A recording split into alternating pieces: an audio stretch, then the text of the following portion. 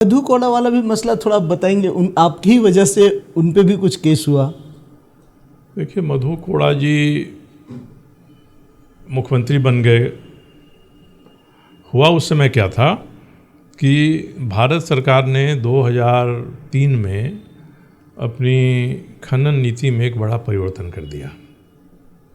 पहले क्या था कि लौह अवैध खनन आदि में जो पब्लिक सेक्टर अंडरटेकिंग है भारत सरकार की, MMTC है, metals and minerals development corporation है, तो वही माइनिंग करता था, वही उसकी मार्केटिंग करता था।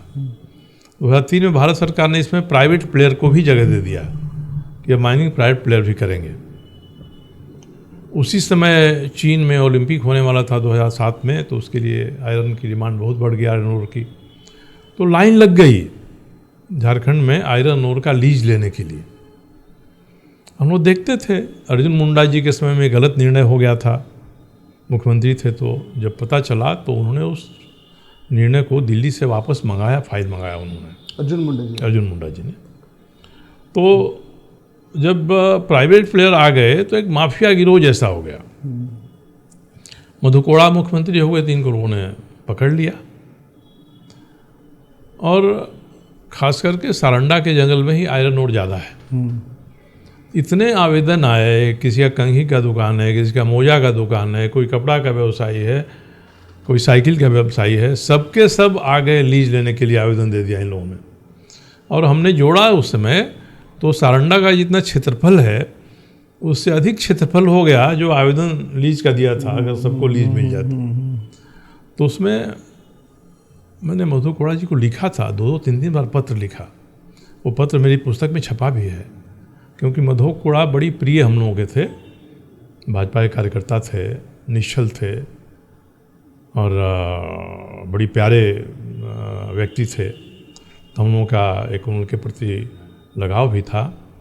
तो मैंने उनसे कहा भी, उनको लिखा भी कि जो हो रहा है गलत हो रहा है, मत करिए ऐसा, मगर नहीं माने और वो करते गए। उसके कारण से स्थिति उत्पन्न हो गई। तो जब ये माला भ्रष्टाचार का आया तो PIL पहले झारखंड अगेंस्ट करप्शन ने किया, मैंने उसमें हस्तक्षेप याचिका की। राजीव कुमार जी मेन पिटिशनर थे। तो ये बात गई हाई कोर्ट में, फिर मामले की जांच हुई तो उस समय तो तैर रही थी अनियमितताएं, ये सभी पकड़े गए। तो मैंने लालू जी को भी बताया था, मधु कोड़ा जी को भी कहा था ये ठीक नहीं हो रहा है। तो अब ऐसा नहीं कि लालू प्रसाद जी या मधु कोड़ा जी मेरे ही कारण जेल गए, कई शक्तियां लगी थी उसमें, एक मेरा भी हाथ था उसमें।